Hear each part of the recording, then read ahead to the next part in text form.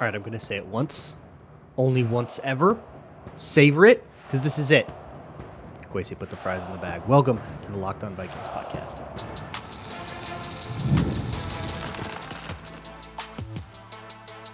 You are Locked On Vikings, your daily Minnesota Vikings podcast, part of the Locked On Podcast Network, your team every day. What's up, everybody? Welcome to the Locked On Vikings podcast, where we're always trying to learn something new. It's part of the Locked On Podcast Network, your team every day. Not live for the first time all week, but we move on nonetheless. So thank you so much for hanging out. My hashtag everydayers. I love you all so very much. But things have quieted down a little bit in the free agency world. We had 3 different live shows. If you're an audio listener, you saw them all in they're all in your feeds as they went up. So go check them out. Make sure you listen to them all. There's more than there is usually. So go check that. And obviously, if you do want to catch things live, you still might have a chance to, depending on how the news cycle goes. I'm not opposed to going live again if big news breaks. And the Vikings do still have a lot of money. And in fact, we're going to talk about that today. We're going to go over some of the contract structures that we've seen and some reports that show that the Vikings have only spent around 20 of their $60-ish million in cap space for the 2025 season because of the way that those contracts are structured. So they've still got some spending to do. I'm going to guess a lot of that's going to be like 1-year deal guys, where, you know, it's all going to be lumped into this year unless you want to avoid your crap. But I don't think they want to necessarily do that if they don't have to. But we'll go into kind of that dynamic. Plus, I actually got a chance to watch a little bit of tape. So the real one I want to get into is Will Fries. I got a chance to watch a little bit of his 2024, and oh, wow. Y'all weren't kidding. That dude rules. So I want to talk about what I liked about the way that he plays. I want to go into Jonathan Allen and what I noticed with him. Also on the last live show. So you're going to have to bear with me because it was like 6:45 a.m. I had just woken up. The Jonathan Hargrave deal is a little more complicated than I understood when I did that. So I want to correct the record. So we got a lot to get into. But let's start with just celebrating Will Fries and Ryan Kelly. Just super rules to have these two dudes in there.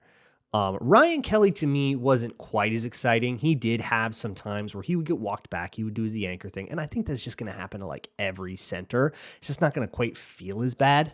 But Will Fries to me is everything you ever wanted a guard to be. I have done this show for 6 seasons, 7 seasons now. And every single one of those, we have been begging for a guard like that, or you have been begging for a guard like this. I haven't been quite as bothered by it as a lot of like the questions in mailbag or like YouTube comments have been. But for you all, oh my God, this is the guy you have been begging for.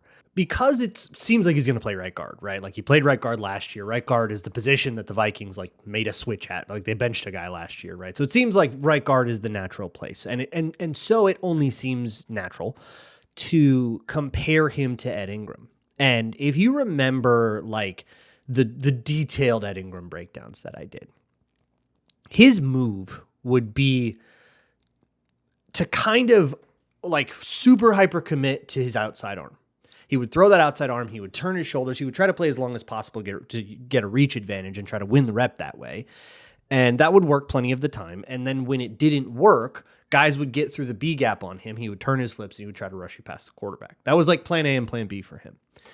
Will Fries is way less committed to his outside arm. That is the pass pro difference, I guess, that I noticed. And what that means is it's harder to cut to his inside, right, than it was with Ed Ingram, who would, you know, commit so hard to the outside that sometimes he would lose his leverage to the inside. You cut across his face, you'd get there. And if there wasn't a Garrett Bradbury there helping, you would have kind of a free run.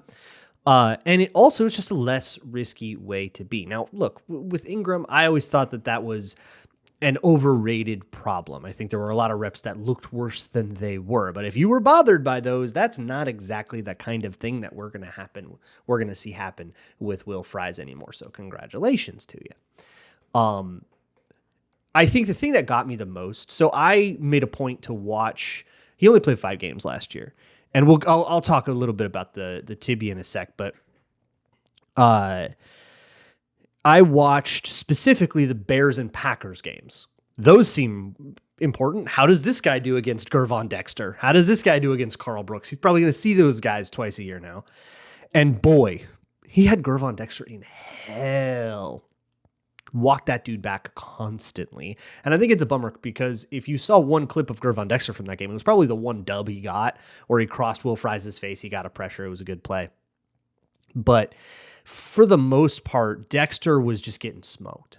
And he would get smoked when, even harder when Fries was in a double team, often with Ryan Kelly, or with Braden Smith, who was on the other side, who was a disaster in that game. And actually, like when he's driving somebody, whether it's Gervon Dexter or Carl Brooks or Kenny Clark or whichever the guys, that he's going to see all year now. One thing I love is that his feet don't narrow up on him. I remember seeing this a lot, more of like a preseason thing. I think like good NFL starters have this habit, and this is like a thing maybe you see in like college. But one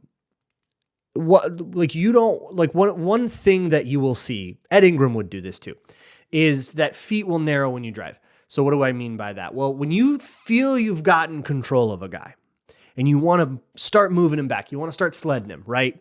Michael Oher in the blind side. You're not going to keep your feet as wide as you want. So when you drill stuff, you might have seen that little bag, that like kind of trapezoid bag that guys will put between them. But honestly, it doesn't even need to be that. It can be a 2x4. And you'll kind of step outside of it to get used to stepping and running without narrowing your feet. But like if you or I just go for a jog, our feet will almost be on a single track with each other. That's great for running, but that's not a very powerful base. So you want to get used to keeping it wide even when you drive. And one bad habit that I find to be common in O-line is when you feel you're getting control of a guy, you will lose those wide feet and you just kind of want to start to fall into the way your body is naturally built to run, which is something O-line has to like resist, and you stop resisting it. And your feet will narrow on you, and that's how winning reps can turn into losing reps. I think Will Fries does a great job of preventing that from happening. And I love that about him. And it can turn good reps into my goodness, holy smokes reps. In pass pro, the anchor is really impressive. The footwork is great. It's everything I could possibly want it to be. The real downside to this dude is that he broke his leg. Minor asterisk. He broke his leg. So he broke his tibia. My understanding of these kinds of injuries is that like bone injuries versus muscle injuries or ligament injuries or all of those, bone injuries are the ones with the cleanest recovery. What that recovery timeline is obviously depends on the thing. But I don't think that there is any concern over Will Fries like missing extra time or anything like that. The concern would be that, if you had to get a surgery and you got to rehab, you got to rebuild strength, and did something go wrong there, and then you're like not the same athlete that you were. But with those kinds of injuries, they heal a little faster, and the whole thing is a little less invasive than like a knee injury. Ryan Kelly has knee and neck injuries, and they were all minor enough where they only ever kept him out for a game or two. But at the age of 31, it's a little bit spooky. And with Ryan Kelly, I'll just get into this quick. He definitely, I talked about it before. He got walked back a little bit, but don't let that be the headline for Ryan Kelly. For one, very good center for a long time in his career, lots of experience. When you have a young quarterback, you can just put the protection calling on Ryan Kelly. JJ McCarthy doesn't have to think about it at all if you don't want him to. Maybe he can have control over it. It can be like a Kirk Cousins, Garrett Bradbury thing. With Kirk Cousins and Garrett Bradbury would call the protections. He would do all the legwork, and Cousins would just have like veto power. If he saw something that, or if, he diagnosed some kind of blitz, or he saw something in the secondary that determined that the protection should be one way or another, he could make a call at the line or even in the huddle if he thought, and overrule the protection if he wanted to. But it was Bradbury doing it from play to play to play. And I would love a similar structure here. Ryan Kelly, do the thing from play to play to play. Hey, JJ, if you think you see something, go ahead and change it, but you don't have to. I would love that. And that's really nice. when it comes to zones and reaches and the footwork and all that stuff, these guys both these guys have really, really nice footwork. They could get out in the open if you had to. They could pull if you had to. Honestly, watching that Colts offense is a disaster. Like, it is truly, I mean, clockwork orange tape my eyes open kind of stuff. And none of it is those two guys' fault. It really feels like the Colts on offense had a strong interior line, and that was like the strength of their thing. And now two of those three guys are in Minnesota, and the other one was Quentin Nelson. So we are doing great here. A couple other things. I want to do the same thing with Jonathan Allen to tell you what I saw in him. Boy, I didn't have a real reason to pay too much attention to him as a Commander outside of like prepping for Vikings Commanders games. But now that I've had a reason to like watch him close, he's kind of a really unique player in a weird way that I don't think anybody else talks about. So I'll get into that. Plus we've got some like cap stuff, contract stuff that I need to update you on as well. So all that will come up next on Locked On Vikings. Today's episode of Locked On Vikings is brought to you by Betterhelp. If you've been thinking about getting into therapy, but you're just not quite sure how to make it work with your busy schedule, or maybe you're just intimidated by the whole idea of setting it up, BetterHelp is there to help you get started. BetterHelp will hook you up with a therapist they think is right for you. By the way, if you don't like that person, it's no worries. It is totally your choice. You can switch at no additional cost, and nobody's going to think anything more of it. It happens all the time. It is a super normal thing, and it's something that I actually kind of recommend trying a few people and trying to get a sense for what style of therapist is right for you. They definitely are not one-size-fits-all kind of people. Or maybe the problem is just that you don't necessarily have the time or the ability to like get to an office or whatever, but that's no worries. BetterHelp can set up therapy that is entirely virtual, by phone, by text, by video call, whatever you're comfortable with. So visit BetterHelp.com today to get 10% off of your first month. That's BetterHelp, HELP.com/lockedon today to get 10% off of your first month. Moving on with the Locked On Vikings podcast. Thank you so much to my hashtag Everydayers for coming and hanging out. If you want to check out my Patreon page, it's patreon.com/LukeBraunNFL. There's a lot of free stuff you can watch right now if you want to look at like guys like Byron Murphy and get a refresher on them, or I have one draft video up. I'm going to start putting more draft stuff up soon, but I'm also going to try to make videos on guys like Will Fries and Ryan Kelly and Jonathan Allen, who we'll talk about next. I wanted to watch Javon Hargrave, but I'm actually waiting. So the situation with Javon Hargrave, let me give you the true skinny. I was a little bit frazzled on it this morning, but now I've got a little more clarity. So he is probably getting cut when the league year turns over, which may have even happened by the time you listen to this, but had not happened yet. So he's going to be like a cap casualty. He will be released when he is released. It is expected that he signs a deal with the Vikings. All of this was negotiated in the tampering period, which is legal to do. So everybody can kind of shake hands about it, but all they've done is shake hands about it. And that does go for like all of the deals the Vikings have signed, except for the Byron Murphy one. I think he can actually put pen to paper. You're not going to see anybody go back on this. Like, I think there's already a picture of Jonathan Allen in his Vikings jersey, like with his kid. So like, it's not like too dicey of a situation, but Anthony Barr things happen sometimes. And it's, always, it's 99%, not 100%. With Javon Hargrave is kind of the way it sounds, but plot twists can happen. Maybe San Francisco is still trying to get something done. So we'll wait on that. But with Jonathan Allen, so again, another guy dealt with a pec injury and missed a bunch of time in 2024, came back for the playoffs and kind of wasn't the same guy. Had a great game against the Lions, not all that great in the other two playoff games the Commanders played, and was definitely much better when the season started. So it would be forgivable if you looked at that and went, oops, old guy on the decline. The Vikings really paid that guy $20 million or whatever. That's not quite, I wouldn't call it $20 million. I don't think that that's an accurate description. We'll talk about the contract structure later. But in terms of Jonathan Allen himself, what makes this guy go? What's the point of this dude? Okay, so the point of this dude, he's a very much an around and not through guy.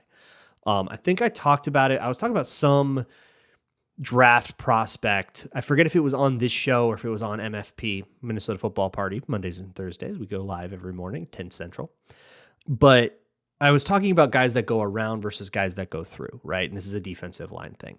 You want to get past an offensive lineman, you can be the bull rush type that tries to just go through them. And when I say through them, I mean that also includes like rip moves and swim moves and stuff where you're trying to club them out of the way. You're trying to take the straightest path to the quarterback and you're trying to remove the obstacle by beating them. And then there's guys that go around, speed edge rushers, that kind of guy that try to flash themselves into a gap, show their color, and keep you at a distance. And I think that applies to smaller players. In the most extreme case, a player like Ivan Pace, very much a go-around kind of guy, right? When he gets up against a guard, yeah, he ain't going to outmuscle that dude. He's got 130 less pounds on him. But if he can get a hand on him and just keep him at arm's length, right, and prevent an engagement from ever happening, then he can win the rep.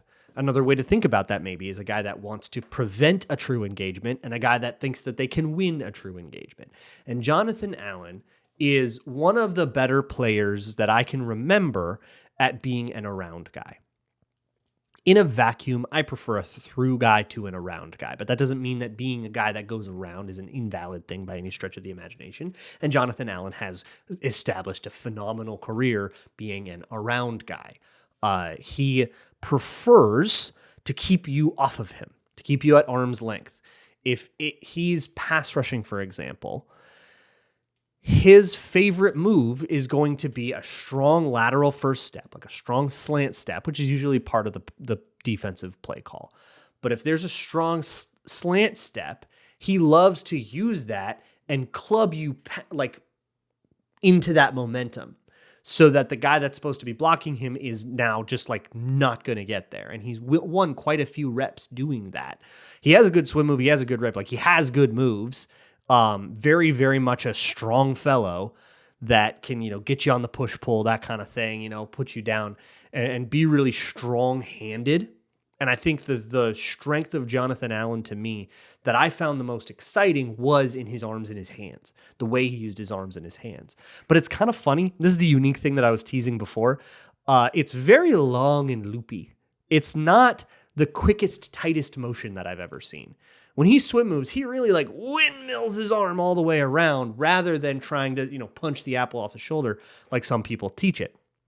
Or when you do a swim move, you kind of want to like put it like straight in, punch the apple off the shoulder rather than all the way windmill around, which is just a longer thing and it takes a little bit more time. Again, I'm not going to question this with Jonathan Allen. He's made his career doing this. It's what he's comfortable with. He gets a lot of pressures that way. We're good with that. But it's interesting and it looks very, very strange. It looks like there is a lot of wasted motion. If I saw a 19-year-old, in college doing that, I would probably levy it as a critique. And I'm just giving Jonathan Allen the benefit of the doubt based on reputation, which feels appropriate to do. And it's like, it's hard because it's like, yeah, he does. And then he wins the rep. It's like, okay, yeah, but he almost sacked the quarterback doing that. It's like, yeah, maybe you could have been a quarter of a second faster, but like you got a pressure. So like, who am I to judge? Right. But it's interesting. And I think the advantage of that is it's really hard to counter that stuff, right? It's kind of the same reason that O-line uses hug technique. If you remember what hug technique is from all those days of the Packers getting away with a bajillion holding penalties. Oh my God, how do they do it? That was very much by design by them. And the guy who I think of as synonymous with the hug technique was that Packers O-line coach. And I apologize, his name is totally escaping me. But I think of him as synonymous with the hug technique, where you would get your arms, you would windmill them way back, and then you would actually engage from the outside because it's so much harder to counter that. And then you would essentially have your hands on their shoulder pads, or maybe just a little bit inside their shoulder pads, and you'd hold. And because your arms weren't really outside the frame of their shoulders, they were on the shoulders, not outside the frame of their shoulders, and refs never saw forearm, they would never call the holding penalty. You get away with it a lot. There's actually a good Brett Coleman video about that from back in the day that I really enjoyed when I watched that. But I digress. I think some of the logic might kind of be the same. When your arm is way behind you because it's windmilling, they can't really counter what you're going to do. They have to try to parry it away, and they have to try to perfectly time that. It's kind of hard to do that when you add those sorts of variables and when you got big, strong arms. So he makes some wins that way. It's unfortunate because once he got to the playoffs, and, late in the season, and he was back from that pec injury, which I don't even know if he should have come back. You could tell that the upper body strength just super was not the same. You could really tell that pec was bugging him. So that needs to be there. But the thing about a pec injury is it doesn't tend to have long-term complications. Example that comes to mind is Danielle Hunter. He got that pec injury in 2021, and it didn't really slow him down at all. He came back the next year, and he played great football. And now he's playing good football for the Texans too. So that doesn't concern me at all. It does explain why he didn't seem to have the same oomph late in the season that he had early in the season. So I'm still very excited about Jonathan Allen. Maybe less excited than I thought I'd be. I might have overhyped it in my mind. But that doesn't mean that I don't get to be super, super, super stoked on the whole thing. So the trenches are doing great, right? Assuming Javon Hargrave comes, that's an awesome one too. He's also maybe a guy a little bit past his prime, but has accomplished quite a bit in this league. And the Vikings have spent a lot of money on the trenches, but they haven't maybe spent as much as you think. Let's break out the abacus. All right, do a little tally next on Locked On Vikings. Today's episode of Locked On Vikings is brought to you by FanDuel, America's #1 sports book. If you're looking to get in on the action, whether it's an NBA game or March Madness, it's right here. Selection Sunday around the corner, and new customers can get $200 in bonus bets when your first $5 bet wins. That's $200 to use on anything from buzzer beater to Cinderella stories, big upsets, 12s beating 5s, that kind of thing. All you got to do is win a $5 bet. That $5 bet can be on anything. It can be on a 1 to beat a 16. It can be on the best team in all of college football, beating some like random tech college from Delaware that you've never heard of. Whatever it is, you can get $200 in bonus bets, assuming that $5 bet wins. The FanDuel app is simple to use, and when you win, you get paid instantly. And if your bracket gets busted, it can give you a little something to pay attention to, a little bit of an extra stake in a game between two colleges you otherwise have no connection to. So visit FanDuel.com and get in on the college hoops action all tournament long. Before we move on with the Locked On Vikings podcast, really quickly, I want to mention a Locked On Seahawks appearance that I did. If you want to hear me wax poetic about Sam Darnold to them, I was on Locked On Seahawks. It went up late Tuesday night, and I would love to see you guys go give Corbin a virtual hug. Go tell him Luke sends a virtual hug. So let's move on and talk money a little bit. There's a post from Ben Gessling that I think a lot of people found it kind of knocked the wind out of them. The total cap hits of the 5 Vikings deals we have seen terms for so far, which are Byron Murphy, Jonathan Allen, Aaron Jones, Isaiah Rodgers, and Ryan Wright. So we don't have Will Fries and Ryan Kelly yet, but those 5 equate to just $23.51 million. So add those 2 to the mix, and assuming that they follow the same structure, the same kind of classic Rob Brzezinski structure that every contract we've seen for the last 25 years has, you're probably only down like half of the cap space you entered the offseason with. Oh my God, how is that possible? Did they backload too much? Did they mortgage their future? All valid questions, but I think the answers would be pretty satisfactory to you. There's some void year stuff going on with like Byron Murphy's contract and stuff. Yes, some of that does exist. And we'll get to that one in a bit, but let me start with the Jonathan Allen deal. Let's look over what this is, because this was reported as a 3-year, $60 million deal. I think that's probably not a reasonable number. There are $9.5 million in incentives included in that $60 million deal. So I would say 3 for 50.5 is a better way to think of that. Not including the incentives. I don't know what the incentives are right now, whether they're likely to be earned or unlikely to be earned, or how they count against anything. I'm going to guess some of that's like sack totals, some of that's tackles, some of that's Pro Bowl, or maybe, playoff success or total defensive stats. There's a whole bunch of things it can be. But I have no idea. But so his cash flow is a little lower to start. I think his cash flow, he had a $14 million signing bonus plus a veteran minimum salary. So call it about 15 mil. And then he makes about 16 mil, like sort of slightly escalating over 2026 and 2027. That's the cash flow. That's the way Jonathan Allen's like bankroll actually looks. In terms of the cap hits, because so much of that is signing bonus, the cap number for this year is $6.4 million for Jonathan Allen. But the cap hit in 2026 is $21 million. And for the third year of the deal, it's $22.5 million. So there are two way bigger cap hits. Very importantly, in 2026, there's a guarantee trigger. So in terms of guaranteed salary, half of Jonathan Allen's 2026 salary is already guaranteed, which means that if you wanted to cut him, you would save $4 million on the cap, or you could post-June it, you could move some into the following year and save $8.9 million on the 2026 cap. But still, that's the kind of out where I say it's possible but painful to cut Jonathan Allen. Let's say it's just a disaster in 25. It just totally doesn't work. It's a total mess of a free agency signing. It's John Carlson, and you just want to get out of the thing. You can get out of the thing, but it's going to be kind of painful to do that. Rather, a cleaner out would be in 2027 where no money is guaranteed at all. And I would almost venture to call the 2027 season or the 2027 year and the $16.8 million that comes with that, I would almost call it funny money. There is nothing about it is going to be guaranteed. He's going to be 32 and he's going to be he would come with a cap savings of $17.8 million if he were cut there, and only $4.6 million dead. Only 1 year of prorated signing bonus would be left on that thing. There's no void years, no funny business there. So with that structure, this to me feels like it's a 2-year deal. And if you wanted to make it a 3-year deal, that $16.8 million number, the Vikings are going to want to come back to the table and either do it add some void years and restructure if Jonathan Allen doesn't have an issue with that, which there's no actual reason for him to have an issue with that unless he wants to use that to leverage something that he wants, or to sign him to some sort of different extension or cut him or maybe even try to flip him for a pick or whatever. We're going to be talking about it in 2027 for sure. I don't think we're going to be talking about it in 2026 necessarily. That's pretty inefficient. You take $17.3 million dead if you wanted to cut him pre-June 1st. Plus, I'm going to guess it's the third day of the league year. It's March 15th, according to Over the Cap.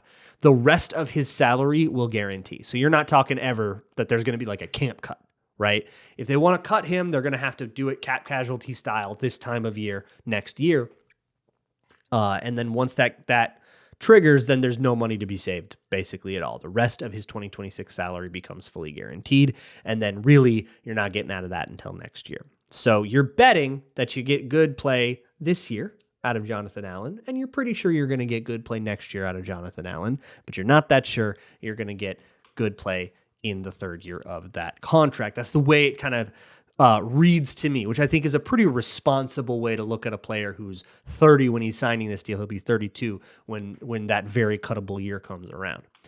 The Byron Murphy contract has a lot more shenanigans in it. It's the first 2 years of salary fully guaranteed. So keep that in mind when I read you off these cap numbers. It's only $6.94 million. Nice. This year. Next year, it's $20.9 million, and all of that base salary is fully guaranteed. It's mega restructurable. And Byron Murphy has no reason to say no to that. You'd save $11 million if you did the max restructure next year. So if you do need to make a little bit of cap space, you can click the button. It's fine. And that's because he's got 3 void years on the deal. So they had a Byron Murphy contract with void years. They let it void, and then they signed another Byron Murphy contract with void. I believe they let it void. Yeah, they did. They let it void, and then they signed him to a new contract with more void years. Welcome to the world of all of these things that barely make sense. So I would say, though, that the first 2 years, the first 2 years are very much locked in. There's very little to be saved. You could restructure him, but he's going to be a Viking for 2 years for sure. 2027 gets a little bit more cuttable. There's no guarantees on it left. And while there is going to be a lot of prorated signing bonus left because of the void year stuff, he would carry $12.2 million dead, and then he would save the rest of his $23 million cap hit, which is 10.8. So that's another one that's a painful cut, but it's a doable cut if you wanted to do it. And then in 2028, if you just let this thing play out, you don't touch it. In 2028, there's a dead cap hit of $7.2 million, but he'll only be 30 there. And to me, that feels like it's another possible extension if he wanted to do that. And he could, like, there is a world where he plays really well and he just becomes a lifelong Viking for the rest of his career. And that's that. It's over. And he goes down in kind of an Antoine Winfield place where he played his rookie deal somewhere else. And then he came here as a free agent and kind of found his home. Would love to see things go that way, but that's 3 years from now and a lot of different things can happen. So with void year shenanigans on that and a big bump in guaranteed salary from 2026 to 2027, his cap number goes way up, right? He's almost $7 million this year, and that's super palatable, but next year it's 20 and then it's 23. And that's the same way the Jonathan Allen contract is. We do not have details yet as of this recording for Will Fries or Ryan Kelly, but that's when like the real money comes in. The thing is, cap go up. And when cap go up and then salary go up, everything's fine. So a $23 million cap hit in 2027 isn't going to feel that crazy. It feels insane right now. And it's totally unthinkable 2 years ago, but it won't feel that crazy in 2027. It's just the way these things are going. And the Vikings are betting on the cap go up, and the cap go up so much that I don't see why they wouldn't bet on cap go up. Cap always go up. So I don't know, man. You tell me. But the Vikings, if there's one thing that they are consistently incredible at, it is squeezing every single drop out of every dollar that they have. They are always really efficient. And sometimes it comes at the cost of, dead cap hits that don't feel efficient down the line. But when you look at what they got in exchange for those, it's like, oh my God, we got like 4 efficient years out of this guy when this should have been a 1-year deal. And they were all efficient cap hits and they were all fine. And then we got to like pay a little bit at the end. And it just feels so meager compared to what you get. The bang for your buck is totally worth it when you do this kind of stuff. And I always love seeing it. So, look, I could end up live seconds after this thing airs. Depends on how the news cycle goes. At the very least, I will talk to you tomorrow morning, but I'm going to be honest, I'll probably talk to you before then. So whatever it is, I will see you there. And as always, Skull.